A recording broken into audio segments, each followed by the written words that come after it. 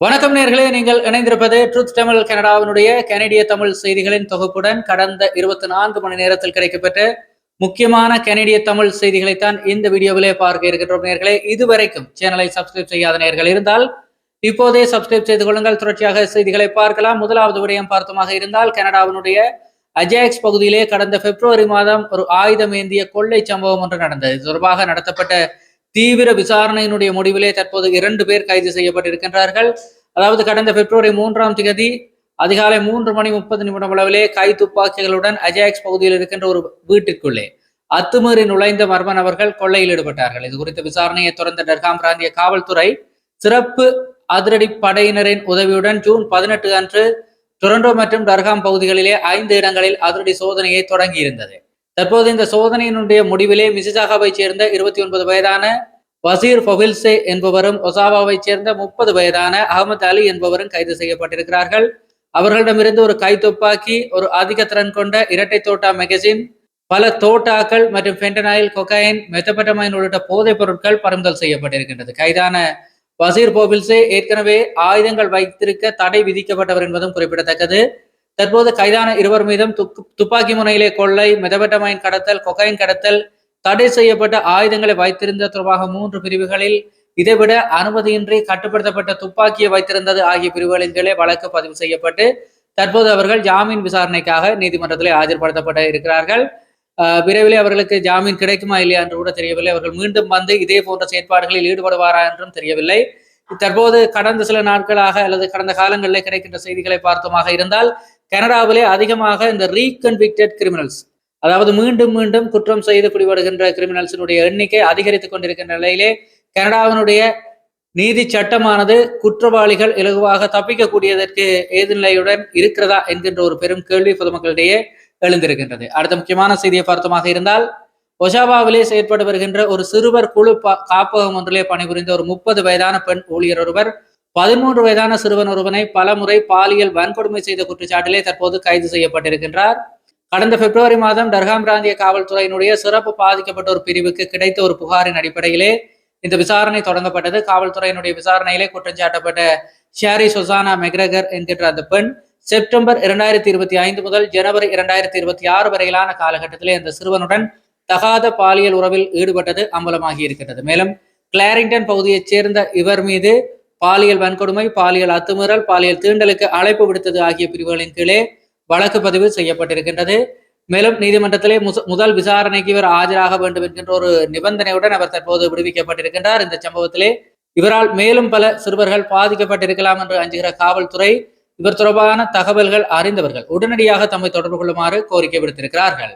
அடுத்த செய்தியை பார்த்தமாக இருந்தால் நேர்களே, ஒரு கத்தி குத்து தாக்குதல் சம்பவம் ஒன்று நடைபெற்றிருக்கின்றது.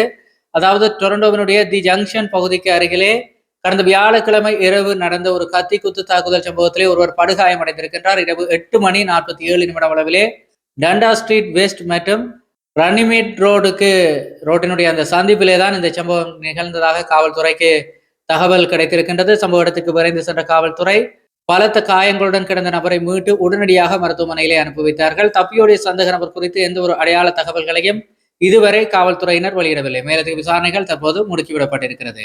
அடுத்த முக்கியமான செய்தியை பார்த்தமாக இருந்தால், கிரேட்டர் டொரண்டோ பகுதியிலே வணிகர்களை மிரட்டி பணம் பறிக்கின்ற சம்பவங்களுடன் தொடர்புடைய டசன் கணக்கான நபர்களுக்கு எதிராக கனடாவினுடைய எல்லை பாதுகாப்பு நிறுவனம் CBSA நாடு கடத்தும் உத்தரவுகளை பிறப்பித்திருக்கின்றது. கடந்த ஆண்டு ஆகஸ்ட் மாதம் பசிபிக் மற்றும் பிரேரி பிராந்தியங்களிலே தொடங்கப்பட்ட இந்த சிறப்பு கண்காணிப்பு நடவடிக்கையானது நவம்பர் மாதம் GTA பகுதிக்கும் விரிவுபடுத்தப்பட்டது.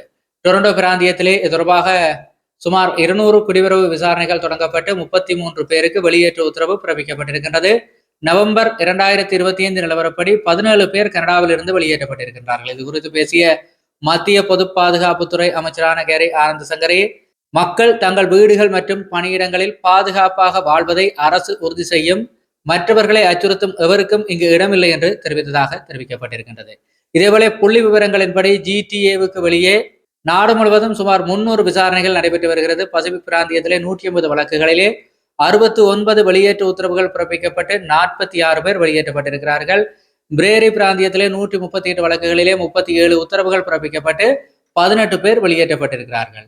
முன்னதாக கடந்த மே மாதம் தெற்காசிய வணிகர்கள், குறிப்பாக இந்திய இலங்கை வணிகர்களை இலக்கு வைத்து மிரட்டி பணம் பறித்த 17 பேரை பீல் பிராந்திய காவல்துறை கைது செய்தது. நடப்பு ஆண்டிலே பீல் பிராந்தியத்திலே நடந்த துப்பாக்கிச்சூடு சம்பவங்களில் 50% இந்த கும்பலினாலேயே நடத்தப்பட்டது என்று போலீசார் தெரிவித்திருப்பதும் குறிப்பிடத்தக்கது.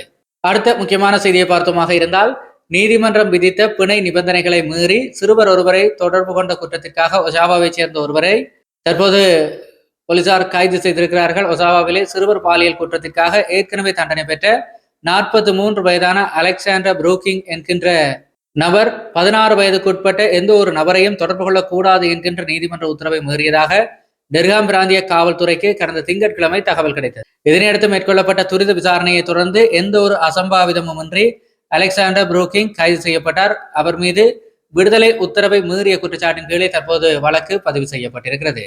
அடுத்த முக்கியமான செய்தியை பார்த்தோமாக இருந்தால், பிரிட்டிஷ் கொலம்பியா மாகாணத்திலே ஒரு வருடமாக நடைபெற்று வந்த ஆட்கடத்தல் விசாரணை தொடர்பாக ஒன்டாரியோவை சேர்ந்த நபர் ஒருவர் மீது பல கடுமையான குற்றச்சாட்டுகள் பதிவு செய்யப்பட்டிருக்கின்றது. லோ மைன்லைன் பகுதியிலே நடந்த குற்றச் செயல்கள் தொடர்பாக உஹான் நகரிலே 29 வயதான ஜொஹாயில் கிரீன் என்பவர் கடந்த மாதம் கைது செய்யப்பட்டார். மே 2025 பிரிட்டிஷ் கொலம்பியா RCMP ஆட்கடத்தல் தடுப்பு பிரிவால் தொடங்கப்பட்ட இந்த விசாரணை பின்னர் ஒன்டாரியோ காவல்துறையின் ஒத்துழைப்புடன் விரிவுபடுத்தப்பட்டது.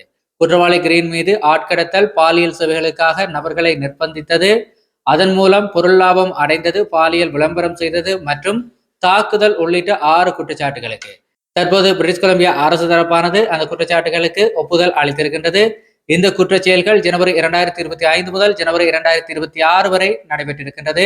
குற்றவாளிகள் எந்த மாகாணத்தில் பதுங்கியிருந்தாலும் சட்டத்தின் பிடியிலிருந்து தப்ப முடியாது என விசாரணை அதிகாரியான லின்சே ஒரேக் எச்சரித்திருக்கின்றார். பல நிபந்தனைகளுடன் விடுவிக்கப்பட்டுள்ள கிரீன் மீதான வழக்கிலே பாதிக்கப்பட்டவர்களுக்கு பாதுகாப்பு, நிதி மற்றும் சட்ட உதவிகள் வழங்குவதற்கு முன்னுரிமை அளிக்கப்பட்டு வருவதாக காவல்துறை தெரிவித்திருக்கிறது.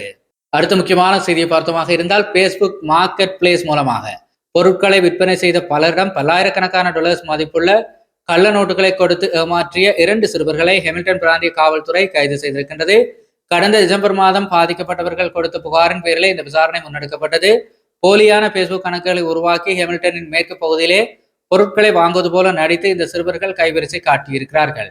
பண பரிவர்த்தனை முடிந்த பிறகே தங்களுக்கு கிடைத்துள்ளது கள்ள நோட்டு என்பதை விற்பனையாளர்கள் உணர்ந்திருக்கிறார்கள்.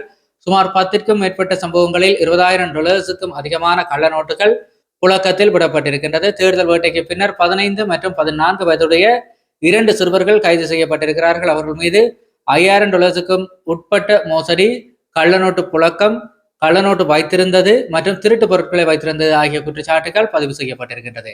இளஞ்சிறார் குற்றவியல் நீதி சட்டத்தின் கீழே இவர்களது அடையாளங்கள் இரகசியமாக வைக்கப்பட்டிருக்கிறது. அடுத்த முக்கியமான செய்தியை பார்த்தோமாக இருந்தால், நோர்த் ஜோக் பகுதியில் இருக்கின்ற ஒரு பிரபல வணிக வளாகத்திலே கடந்த வியாழக்கிழமை மதியம் எஸ்கலேட்டரிலிருந்து தவறி விழுந்த ஒரு நபர் பரிதாபமாக உயிரிழந்திருக்கின்றார். மாலை 5 மணியளவிலே ரியோகான் எம்ப்ரஸ் பேக் வணிக வளாகத்தில் தான் இந்த துயர சம்பவம் நிகழ்ந்திருக்கின்றது. அவசர உதவி பிரிவினர் சம்பவ இடத்திற்கு விரைந்து வந்தபோது அந்த நபர் ஏற்கனவே உயிரிழந்து விட்டது உறுதி செய்யப்பட்டது. இதனையடுத்து வணிக வளாகம் உடனடியாக மூடப்பட்டு மக்கள் அங்கிருந்து வெளியேற்றப்பட்டார்கள். இறந்த நபர் அங்கு மின் படிக்கட்டு பராமரிப்பு பணியில் ஈடுபட்ட ஊழியர் இல்லை என்பது முதற்கட்ட விசாரணையிலே தெரிய வந்திருக்கின்றது. இது ஒரு குற்றவியல் பின்னணி கொண்ட சம்பவம் இல்லை என்று தெரிவித்திருக்கின்ற டொரண்டோ காவல்துறை, ஒன்டாரியோ தொழிலாளர் நல அமைச்சானது இது குறித்த விசாரணைகளை முன்னெடுக்கும் என அறிவித்திருக்கின்றது.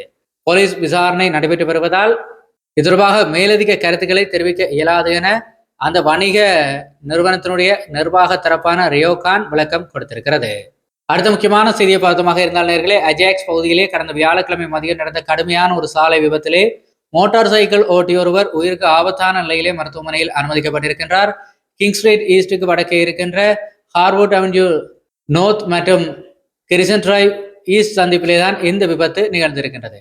ஒரு மோட்டார் சைக்கிளும் ஒரு வாகனமும் ஒன்றோடு ஒன்று மோதிக்கொண்டதிலே இந்த விபத்து ஏற்பட்டதாக டெர்ஹாம் பிராந்திய காவல்துறை தெரிவித்திருக்கின்றது.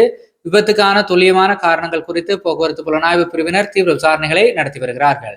அடுத்த முக்கியமான செய்தியை பார்த்தமாக இருந்தால், ஸ்கேர்பரோவில் 2 வாகனங்கள் ஒன்றோடு ஒன்று பயங்கரமாக மோதிக்கொண்ட விபத்திலே 2 பலத்த காயமடைந்திருக்கிறார்கள். கடந்த வியாழக்கிழமை மதியம் 2 மணியளவிலே பார்மசி அவென்யூ மற்றும் எல்ஸ்மெரி ரோட்டுக்கு அருகிலே இந்த விபத்து நடந்ததாக டொரண்டோ காவல்துறைக்கு தகவல் கிடைத்தது. மோதலின் வேகத்தில் ஒரு வாகனம் சாலையிலே தலைகீழாக கவிழ்ந்தது. படுகாயமடைந்த 2 டொரண்டோ அவசர மருத்துவ பணியாளர்கள் மீட்டு ட்ரோமா சென்டருக்கு அனுப்பி வைத்தார்கள். அவர்களுக்கு உயிர் ஆபத்து இல்லை என்று தெரிவிக்கப்பட்டிருக்கிறது. சம்பவ இடத்திலே லேசான காயத்துடன் இருந்த 3வது நபர் மருத்துவமனைக்கு செல்ல மறுத்துவிட்டார். விபத்துக்கான காரணம் குறித்து போலீசார் விசாரித்து வருகிறார்கள். அடுத்த முக்கியமான செய்தியை பார்த்தமாக இருந்தால், ஹாமில்டனிலே கடந்த செவ்வாய்க்கிழமை இரவு நடந்த ஒரு கார் விபத்திலே 58 வயதான பெண் ஒருவர் பலத்த காயமடைந்து உயிருக்கு போராடி வருகிறார். இரவு 11:15 அளவிலே அப்பர் வெலிங்டன் ஸ்ட்ரீட் மற்றும் சின்ட்ரன் டிரைவுக்கு அருகிலே இந்த விபத்து நிகழ்ந்திருக்கிறது. நிசான் எஸ்யூவி மற்றும் ஹோண்டா அகார்ட் கார்கள் மோதிக்கொண்டதிலே பலத்த காயமடைந்த அந்த பெண் தற்போது மருத்துவமனையிலே அனுமதிக்கப்பட்டிருக்கின்றார். தற்போது அவரது உடல்நிலை சீராக இருப்பதாக மருத்துவர்கள் தெரிவித்திருக்கிறார்கள். விபத்தை ஏற்படுத்திய ஹோண்டா காரை ஓட்டி வந்த 19 வயது இளைஞர் லேசான காயங்களுடன் தப்பினார். விபத்து நடந்த நேரத்தில் அப்பகுதியிலே பயணித்த வாகன ஓட்டிகள் தங்களது டேஷ் கேம் பதிவுகளையும் வணிகர்கள் தங்கள் கண்காணிப்பு கேமரா பதிவுகளையும் வழங்குமாறு ஹாமில்டன் காவல்துறை கோரிக்கை விடுத்திருக்கிறது. அடுத்த முக்கியமான செய்தியை பார்த்தமாக இருந்தால், கிராமப்புற நிறுவனங்கள் அதிக அளவிலான தற்காலிக வெளிநாட்டு தொழிலாளர்களை பணியமர்த்த அனுமதிக்கின்ற மத்திய அரசினுடைய புதிய திட்டத்திலே ஒன்டாரியோ மாகாணம் பங்கேற்காது என மாகாண தொழிலாளர் நலத்துறை அமைச்சரான டேவிட் விஜினி அதிகாரப்பூர்வமாக அறிவித்திருக்கின்றார். மத்திய வேலைவாய்ப்பு அமைச்சர் பேட்டி ஹட்ஜ்டுவுக்கு கடந்த வியாழக்கிழமை எழுதிய கடிதத்திலே ஒன்டாரியோவிலே இளைஞர்கள் வேலையின்மை விகிதமானது 15% கடந்துள்ள நிலையிலே உள்ளூர் இளைஞர்களுக்கு நல்ல சம்பளத்துடன் கூடிய வேலைவாய்ப்பை உருவாக்குவதிலேயே அரசு கவனம் செலுத்த வேண்டும் என வலியுறுத்தி இருக்கின்றார். காரணி தலைமையிலான மத்திய அரசானது ஏப்ரல் 2026 முதல் மார்ச் 2027 வரை அமலில் இருக்கும் வகையிலே கிராமப்புற நிறுவனங்கள் குறைந்த ஊதிய பிரிவிலே வழக்கமாக 10% வரம்பிற்கு பதிலாக 15% வரை வெளிநாட்டு தொழிலாளர்களை அமர்த்துவதற்கு தற்காலிக அனுமதி வழங்கியிருக்கின்றது. இந்த திட்டத்திற்கு British Columbia, Manitoba, New Brunswick, Newfoundland, Nova Scotia மற்றும் கியூபெக் ஆகிய மாகாணங்கள் ஒப்புதல் அளித்திருக்கின்ற நிலையிலே அல்பர்டா மற்றும் நுனாவுட்டும் இதை நிராகரித்திருக்கின்றது. ஒன்டாரியோ அரசினுடைய முடிவுக்கு எதிர்ப்பு தெரிவித்திருக்கின்ற கனடிய சுதந்திர வணிகர்கள் கூட்டமைப்பினுடைய தலைவர் டான் கெல்லி தெரிவிக்கையிலே, டொரண்டோவில் வசிக்கின்ற ஒரு இளைஞர் டிமின்ஸ் நகரில் உள்ள ஒரு உணவகத்தில் வேலை செய்ய மாகாணத்தை கடந்து செல்ல மாட்டார் என்றார். மேலும் இரவு நேர பணிகள் மற்றும் கடுமையான உடல் உழைப்பு கோருகின்ற பணிகளில் ஈடுபட உள்ளூர் இளைஞர்கள் விரும்புவதில்லை என்பதால் ஒன்டாரியோ அரசு தன் முடிவை மறுபரிசீலனை செய்ய வேண்டும் என அவர் வலியுறுத்தினார். அடுத்த முக்கியமான செய்தியை பார்த்தமாக இருந்தால் நேர்களே, ஒன்டாரியோவில் நிலவி வருகின்ற கடுமையான மருந்து தட்டுப்பாடு குறித்து டொரண்டோ பீச்சஸ் பகுதியைச் சேர்ந்த மருந்தாளுநரான கைரோ மாசே ஒரு கடுமையான எச்சரிக்கையை விடுத்திருக்கின்றார்.